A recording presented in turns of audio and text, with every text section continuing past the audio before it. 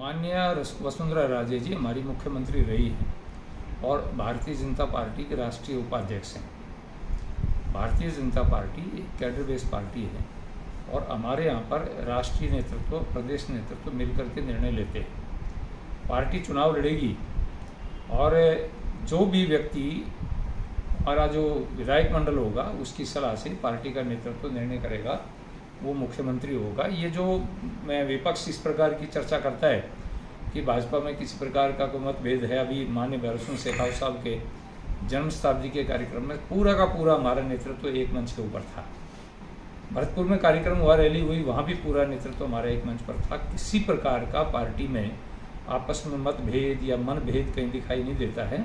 Party एकमुखी है, एकजुट होकर के चुनाव लड़ेगी। पिछली बार भी चुनाव में हम केवल 1.5 लाख वोटों से पीछे रहे थे पूरे प्रदेश में, और इस बार 150 सीटों से जीत करके आएंगे, ऐसा पूरा का पूरा पूरी पब्लिक का ये मानस है। मुख्यमंत्री अशोक गहलोत राहत कैंपों के जरिए सरकार की जो जन कल्याणकारी योजनाएं हैं उनका बखान कर रहे हैं और लगातार बीजेपी को निशाने पर ले रहे हैं, तो इनके बारे में आप क्या कहें? कांग्रेस का सदैव दोगलापन रहा है। कांग्रेस ने माननीय मुख्यमंत्री जी कहते हैं हम राहत कैंप लगा रहे हैं। मैं निवेदन करता हूँ, सूरतगढ़ में बैठा हूँ, सूरतगढ़ से 50 किलोमीटर चलते ही हरियाणा आ जाता है। उधर अगर हम 70 किलोमीटर चलेंगे तो पंजाब आ जाता है। दोनों स्टेट में 8 रुपये लीटर पेट्रोल डीजल सस्ता मिलता है। यदि इनको महंगाई कम करनी है तो आप हरियाणा पंजाब के बराबर भाव करिए। केवल गैस की बात करते हो, खाली अकेली गैस से पेट नहीं भरेगा। पूरा का पूरा अगर महंगाई पर कंट्रोल करना है, बिजली महंगी कर दी अभी 9 बार बिजली के बिल। एक तरफ तो गहलोत जी कहते हैं किसानों को बिजली फ्री दूंगा, फिर बिजली की महंगाई। इसका मतलब हुआ कि कुछ लोगों को तो आप ये कह देंगे कि मैं कम दूंगा, और जो लोग बेचारे बिल भरते हैं उनको आप महंगा देंगे। राहत कैंपों की बात जहाँ तक रही, माननीय प्रधानमंत्री जी किसानों की जो निधि है वो डायरेक्ट डालते हैं, पेंशन डायरेक्ट डालते हैं, नरेगा का पैसा डायरेक्ट डालते हैं, और भी जितनी कोरोना काल के अंदर सीधी राहत पहुंचाई। तो आवश्यकता ही नहीं है इस प्रकार का नाटक करने की। लोगों को ये राहत कैंप नहीं बल्कि आहत कैंप हो गए हैं। तो ये तो एक ड्रामाबाजी है, लोगों को इकट्ठा करना, लोगों को बेवकूफ़ करना। तो ये कोई तरीका नहीं है लोगों के साथ में भेदभाव करने का।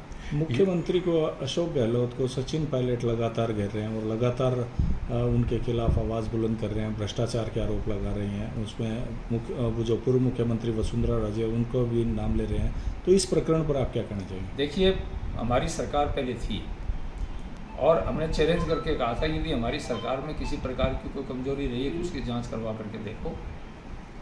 लेकिन अशोक गहलोत की हिम्मत नहीं हुई कभी भी जांच करने की।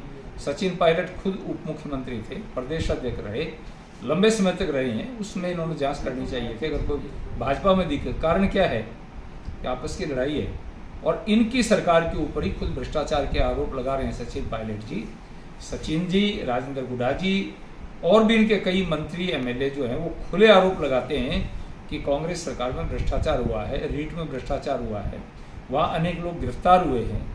तो जहाँ भी देखेंगे वहीं पर आपको कमजोरी दिखाई देगी। तो खुद तो सरकार भ्रष्टाचार में डूबी हुई है और चैलेंज कर रहे हैं मंत्री कि अगर माँ ने दूध पिलाया है तो आप एक्शन लें। तो इनकी घर की लड़ाई है, आपस की कलह है, उस कलह के कारण ही ये सरकार अपने आप ही अपने कर्मों से चली जाएगी।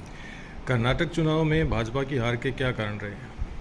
अभी पार्टी इस पर विश्लेषण कर रही है कि कर्नाटक चुनाव में क्या रहा, लेकिन कांग्रेस का मैं जरूर निवेदन करूंगा कि उनका चेहरा साफ हो गया।